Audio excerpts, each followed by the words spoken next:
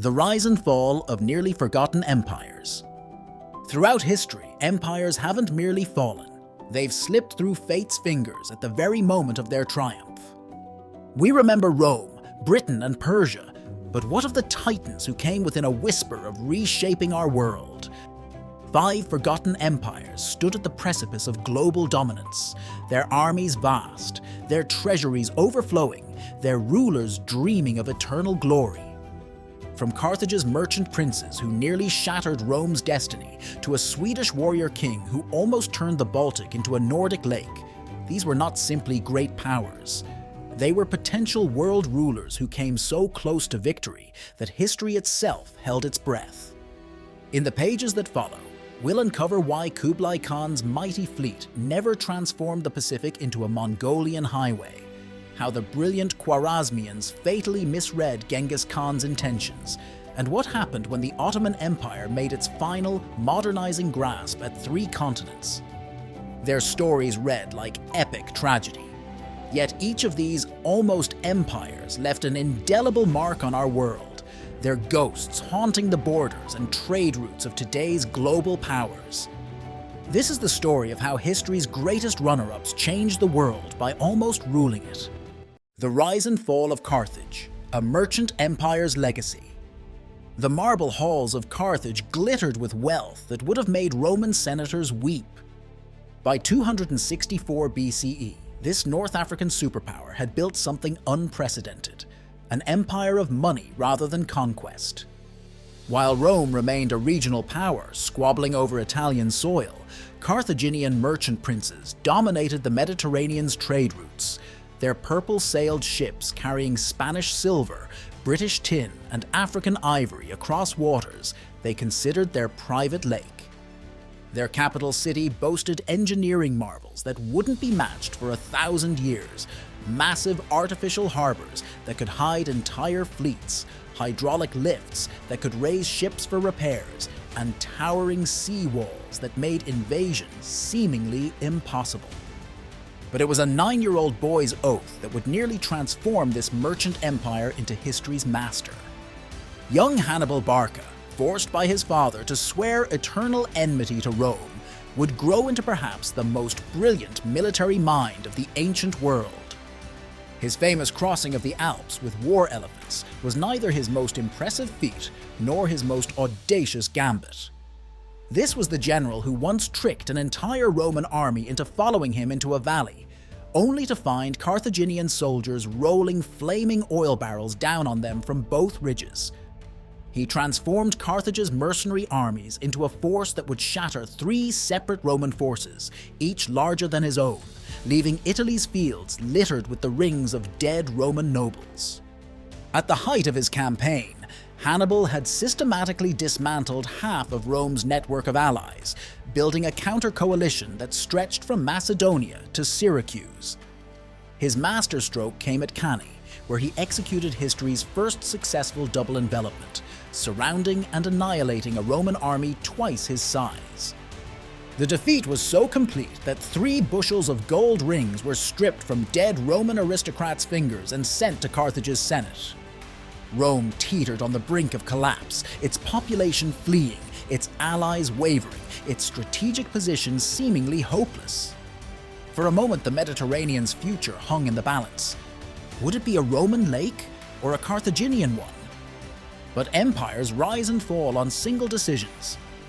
The Carthaginian Senate, comprised of wealthy merchants who had grown rich on trade rather than conquest, made the fateful choice not to reinforce Hannibal's success. While he begged for siege engines to take Rome itself, they instead pursued business interest in Spain and Sicily. Rome, granted this crucial breathing space, did what Rome did best. It learned from its enemy. The Romans rebuilt their armies in Hannibal's image, developed a navy to match Carthage's, and systematically isolated their greatest opponent. When Hannibal was finally forced to return to defend Carthage itself, he remained undefeated in open battle. But his dream of a Carthaginian-led Mediterranean died on the plains of Zama, where Roman students finally overcame their greatest teacher. The cost of this near miss at empire would prove absolute. Rome, shaken by how close it had come to destruction, would later systematically destroy Carthage, plowing salt into its fields and enslaving its population. Yet Carthage's legacy lived on in unexpected ways. Rome's eventual empire would be built on Carthaginian innovations in naval technology, trade networks, and military tactics. They had come within a handful of decisions of ruling the known world, and in failing, they inadvertently taught their successors how to do it instead. The merchant princes who had hesitated to grasp absolute power had transformed history not by their victory, but by their tantalizing proximity to it. The rise and fall of the Khwarazmian Empire. Sultan Ala ad-Din Muhammad never meant to trigger one of history's greatest catastrophes. In 1218, his empire was the jewel of Central Asia, stretching from the Caspian Sea to India, controlling the most lucrative stretch of the Silk Road. While Europe languished in its dark ages, Khwarazmian cities blazed with scientific achievement. Their capital, Gurganj, hosted twice as many libraries as Constantinople. Scholars there had calculated the Earth's circumference to within 1% accuracy, and pioneered surgical techniques that wouldn't be matched until the 19th century. Their army numbered in the hundreds of thousands, their coffers overflowed with toll taxes from silk-laden caravans, and their cavalry was renowned from China to Baghdad. When Genghis Khan's first diplomatic mission arrived bearing gold and jade, they represented what seemed a minor, distant power. The Great Khan's message was simple. He proposed an alliance and trade agreement, calling the Sultan his most beloved son. In another timeline, this moment might have birthed the greatest commercial empire in history, linking China to Persia through a network of Khwarazmian-controlled trade routes. Instead, the Sultan made what historian Harold Lamb called the most catastrophic diplomatic error in human history. He had the Mongol ambassadors executed and their escorts' beards cut off, a calculated insult designed to show his contempt for these barbarian overtures. What followed was an apocalypse of such scale that Persian chronicles claim it turned the Oxus River black with scholars' ink and red with blood. Genghis Khan's response wasn't merely military, it was existential.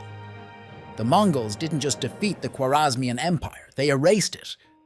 Their engineers diverted rivers to flood ancient cities, their armies turned verdant oases into desert, and their scribes systematically destroyed centuries of accumulated knowledge. The Sultan, who had commanded an army 4 times larger than the Mongol force, died a refugee on a tiny Caspian Sea island, his dreams of empire reduced to watching the smoke from his burning realm darken the horizon. Yet in their destruction, the Khwarazmians inadvertently shaped the world that would follow. Their sophisticated administrative systems were adopted by their conquerors, forming the backbone of Mongol imperial governance. Their trade networks, rather than being destroyed, were integrated into the largest commercial system the world had ever seen. Most ironically, their fall created the power vacuum that allowed the Mongols to push west toward Europe and east toward China, enabling the creation of an even larger empire than the one the Khwarazmians had envisioned. In the end, their greatest achievement wasn't in almost ruling the world. It was in showing how quickly the mighty could fall, a lesson that would haunt emperors and sultans for generations to come. The rise and influence of the Swedish Empire. On a foggy morning in 1632, a teenage queen wept as she was crowned ruler of what had inexplicably become Europe's most feared military power. Christina of Sweden inherited more than just a throne. She received control of an empire that her father, Gustavus Adolphus, had forged through military innovations that transformed warfare itself. Just decades earlier, Sweden had been a sparsely populated backwater. Now it controlled Finland, Estonia, Latvia, and chunks of Germany. The Baltic Sea had become, in all but name, a Swedish lake. The rise of Swedish power had been as improbable as it was meteoric. Gustavus Adolphus, called the Lion of the North, had revolutionized warfare by creating Europe's first truly modern army. While other kingdoms relied on heavy cavalry and pike formations, Swedish forces deployed lightweight mobile artillery, revolutionary musket tactics, and the world's first standardized infantry drills. Their soldiers could fire 3 shots for everyone their enemies managed, and their artillery could be repositioned in minutes while others took hours. This Swedish revolution in military affairs transformed a poor kingdom into a superpower that could field armies larger than those of France or Spain. The Swedish moment of potential world domination came during the 30 Years' War, when they had the opportunity to unite all of Protestant Europe under their banner. Their armies seemed unstoppable. They had crushed the Catholic League, humbled the Holy Roman Empire, and opened a path straight to Vienna.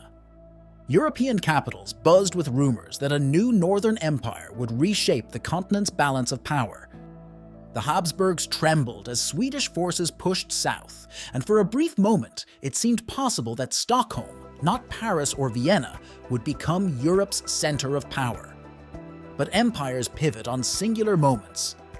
At the Battle of Lutzen, victory cost the Swedes their warrior king, Gustavus Adolphus, who died leading a cavalry charge into the smoke of battle. Though Sweden would continue to dominate Northern Europe for decades, the death of their military genius marked the high watermark of their imperial ambitions.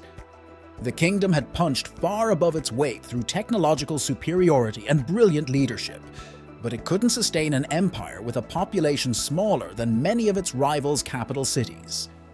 Yet Sweden's near miss at continental domination reshaped Europe in unexpected ways. Their military innovations were copied across the continent, laying the groundwork for modern warfare. Their intervention in the 30 Years' War prevented the Habsburg dynasty from dominating Europe, inadvertently ensuring the continent's religious and political diversity. Perhaps most ironically, their young Queen Christina would later abdicate her throne to pursue intellectual interests, becoming a patron of philosophers and artists who helped spark the Enlightenment, proving that sometimes an empire's greatest impact comes not from its victories, but from its choice to pursue different dreams. The global ambitions of the Yuan Dynasty. When Kublai Khan gazed across the Pacific from his pleasure gardens in Xanadu, he saw not an insurmountable barrier, but a highway to global dominion.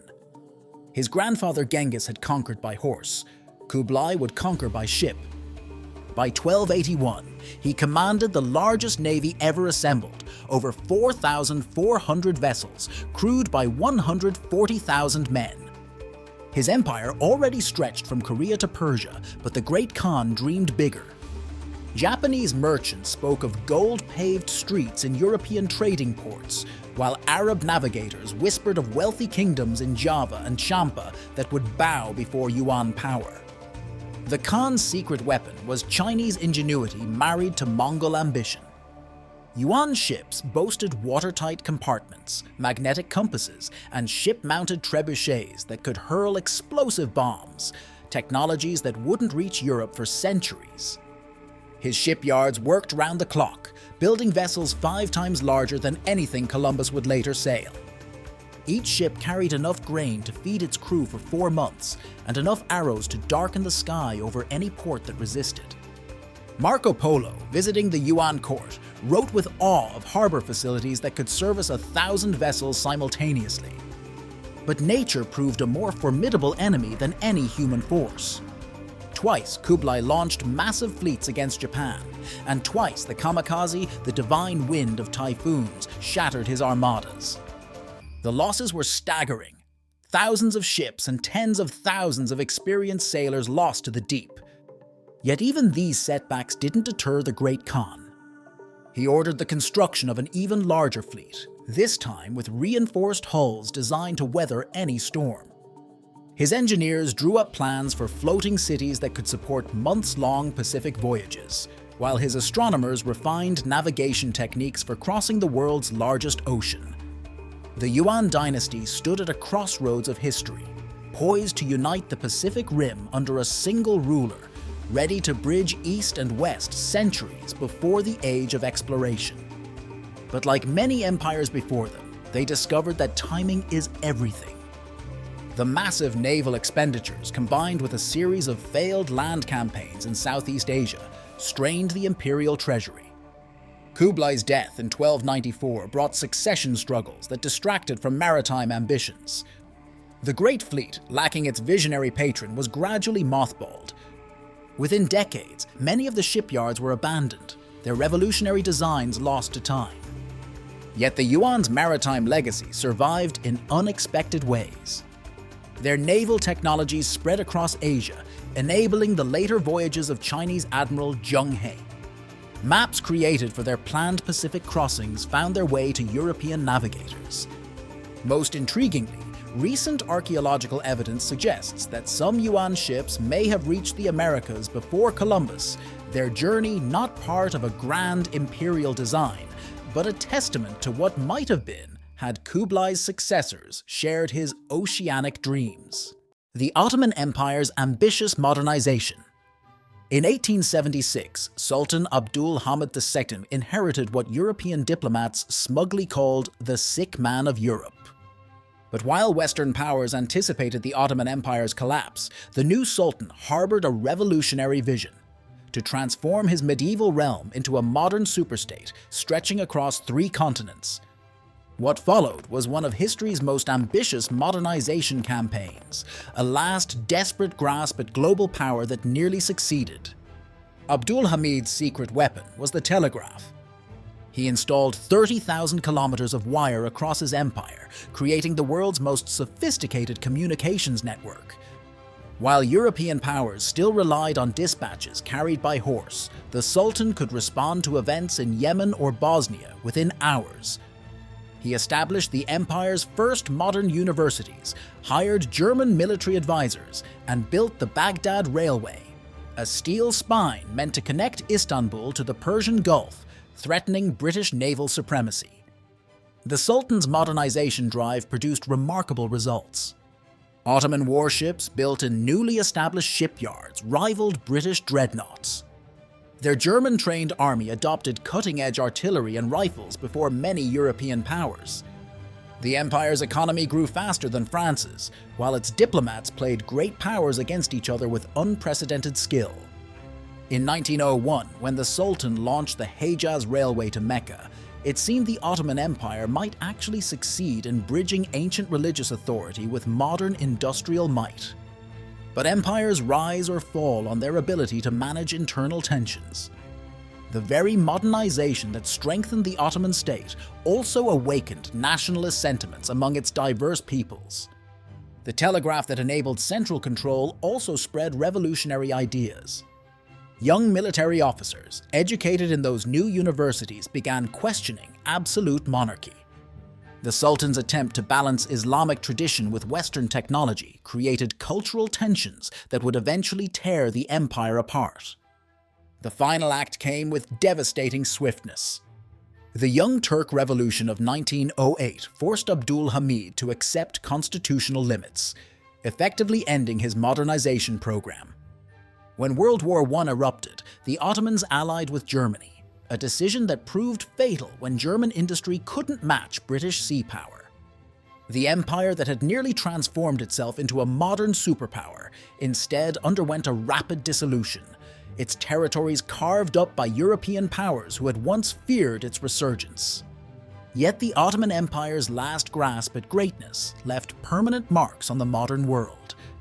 Their administrative systems formed the foundation for numerous Middle Eastern governments. The religious authority they'd wielded over the Muslim world created a vacuum that still sparks conflict today. Most ironically, their modernization effort became a template for later developing nations, proving that the path to power requires balancing tradition with progress, a lesson their successors would struggle to master. The empire that had ruled from the gates of Vienna to the Persian Gulf, from the Crimea to the Nile, vanished into history, but not before showing how close a traditional power could come to transforming itself into a modern superstate. In their final reach for glory, the Ottomans demonstrated both the possibility and the peril of rapid modernization, a lesson that would echo through the centuries to come. Echoes of lost empires, lessons from history's almost rulers. History's greatest almost rands still whisper their lessons, their successes and failures stamped into the modern world's DNA. In today's ports along the Mediterranean, Carthaginian anchoring techniques endure in the engineering of harbour walls. The trade routes that the Khwarazmians once dominated have transformed into China's Belt and Road Initiative, following ancient pathways that time cannot erase. Swedish military innovations live on in modern tactical doctrines, while Yuan Dynasty shipbuilding techniques continue to influence naval architecture. But perhaps the most profound lesson these forgotten empires teach us isn't about power, it's about timing. Each stood at a crossroads of history where global dominion seemed within reach. Each possessed technological, military, or economic advantages that should have guaranteed their success. Yet their stories remind us that empires aren't forged by strength alone, but by the alignment of leadership, innovation, and historical moment.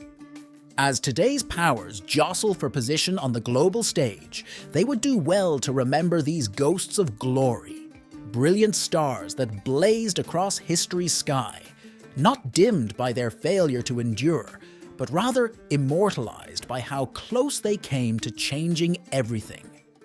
In their near misses, they shaped our world as profoundly as any victor, leaving us to wonder, which of today's rising powers will be remembered as the ones that almost ruled the world?